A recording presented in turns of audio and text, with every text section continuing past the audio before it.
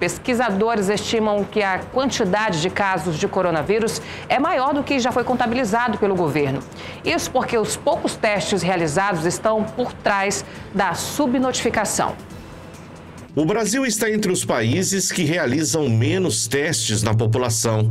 Se fosse levado em conta o número de casos subnotificados, o Brasil seria o segundo país mais afetado no mundo, atrás apenas dos Estados Unidos. Os últimos trabalhos dessa última semana relatam que chegam até 9 vezes a quantidade de pessoas positivas do que é realmente notificado. Então, se nós multiplicarmos por 9 toda a quantidade de pessoas que estão infectadas hoje, nós temos um número muito grande da doença. E assim nós vamos entender por que a letalidade ou a mortalidade está tão alta no Brasil. É porque não tem a notificação do que realmente existe de doença. Os números poderiam ser bem maiores se todos tivessem a mesma capacidade de se infectar com a doença.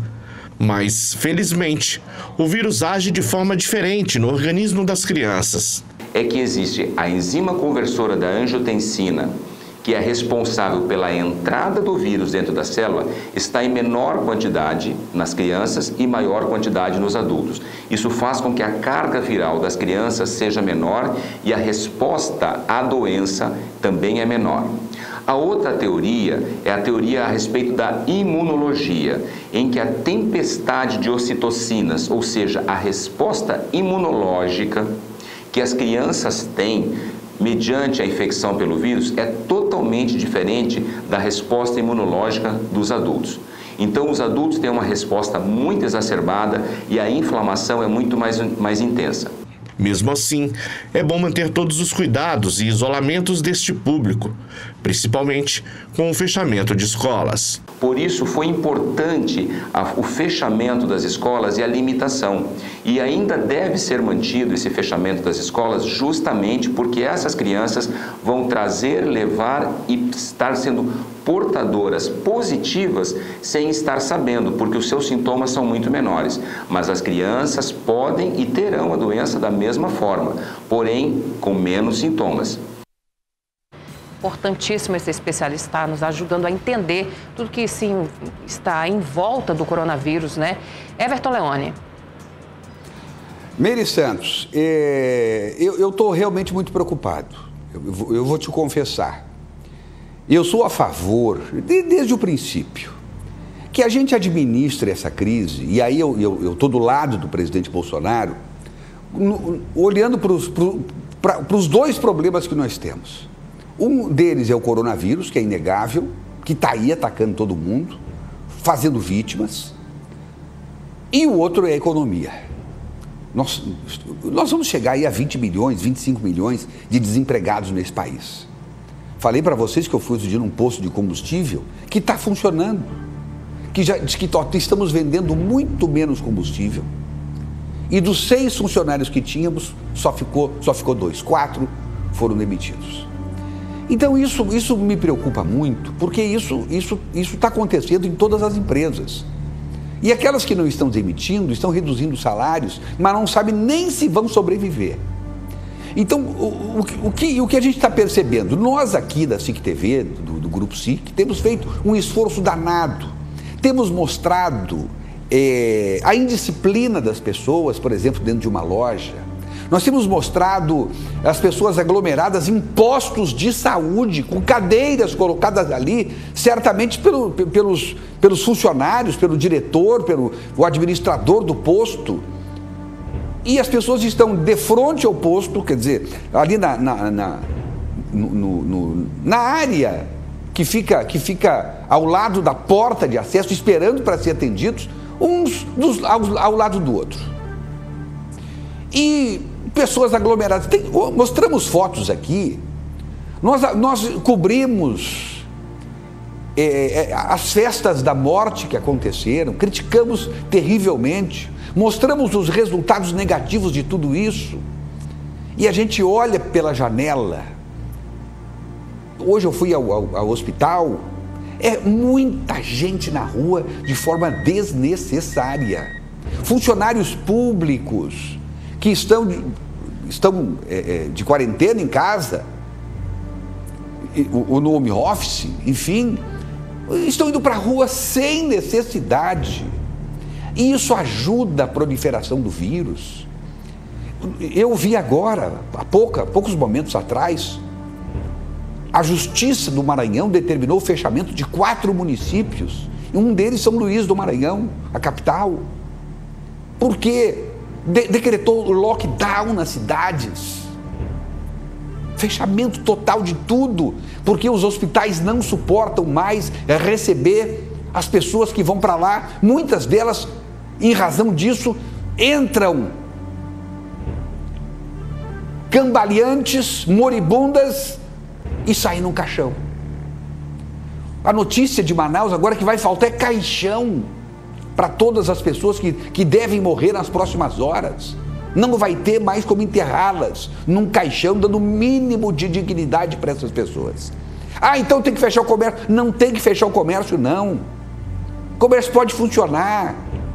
O que não pode é nós, cidadãos, não nos protegermos. E quando nós não estamos nos protegendo, nós estamos desprotegendo as outras pessoas, as pessoas da sociedade, da comunidade, os nossos irmãos.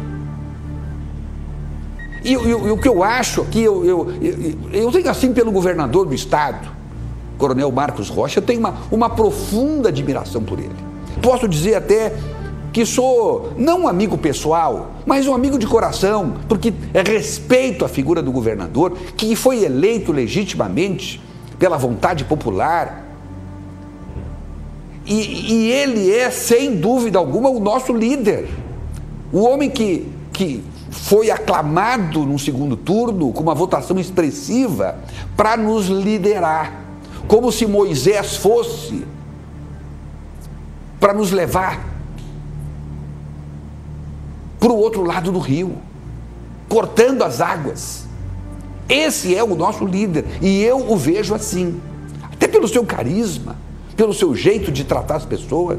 Mas eu acho que o que estaria faltando nesse momento é a figura do nosso líder, do nosso governador, ir à frente nessa luta e ele criar mecanismos para que esteja todos os dias conversando com o povo, não em redes sociais simplesmente. Outro dia eu vi uma rede social dele com 1.500 pessoas, uma live.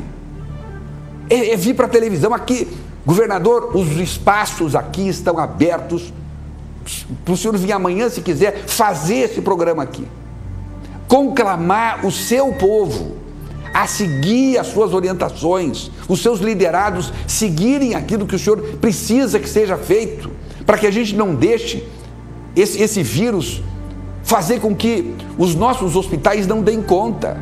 E a gente ouve aí, porque tá lá agora abrindo condições de ser atendido no Prontocordes. O outro disse, não, já comprou o Regina Pastos. Eu não sei se confirma essa informação, mas se isso é necessário, que se faça.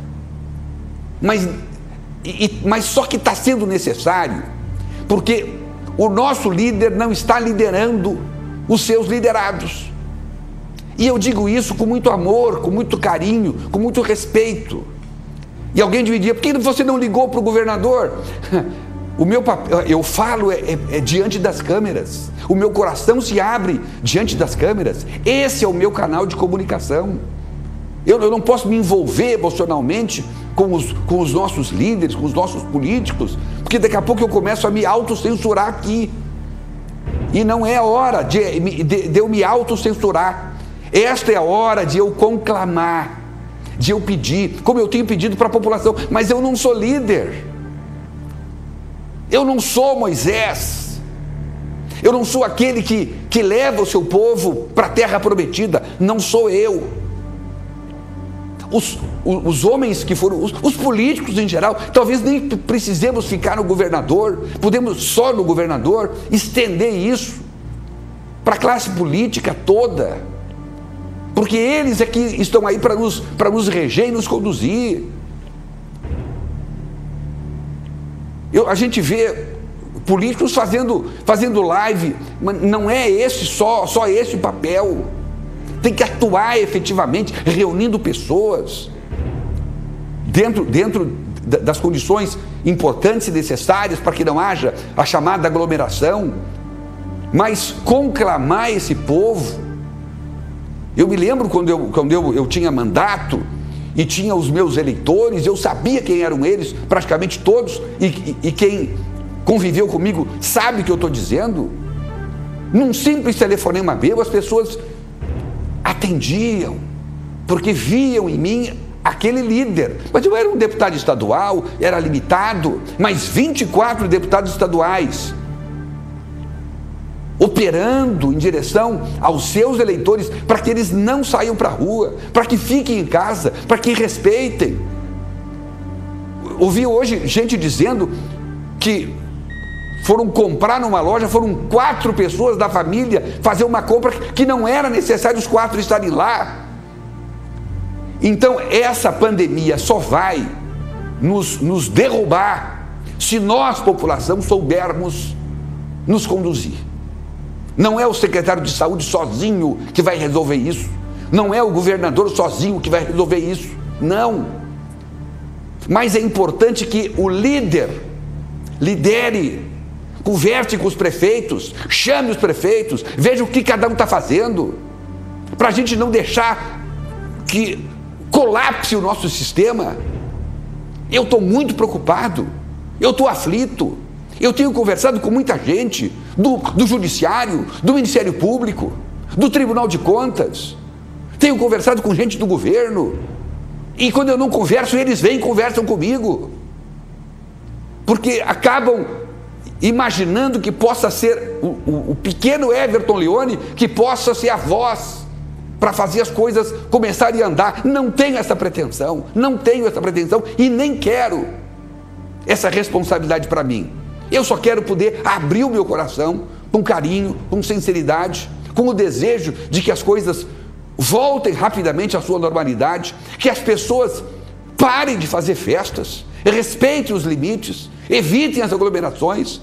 Agora, o nosso líder é que tem que ir para frente, ir para o alto do monte e falar para os seus liderados para que façam aquilo que é fundamental e importante para a gente evitar o maior número de mortes possível e conseguir manter o maior número de postos de trabalho possível. Porque muita gente que não vai morrer agora, vítima do corona, vai morrer depois, no período pós-corona, que eu também me assusto profundamente, porque esse vai durar 2 ou 3 anos no mínimo, até que a gente possa voltar à estabilidade da economia. Não vai ser 3, 4 meses só de corona, não. Como eu disse, 3, 4 anos. Aliás, o presidente Bolsonaro, com toda a sua boa intenção, conseguiu recuperar 1 milhão de empregos em 1 ano e meio, que já se escafederam e já está para mais do que isso, bem mais do que isso, de empregos que foram destruídos em apenas 2 meses de coronavírus. Então eu aqui conclamo, nós precisamos desse que nos leve à terra prometida.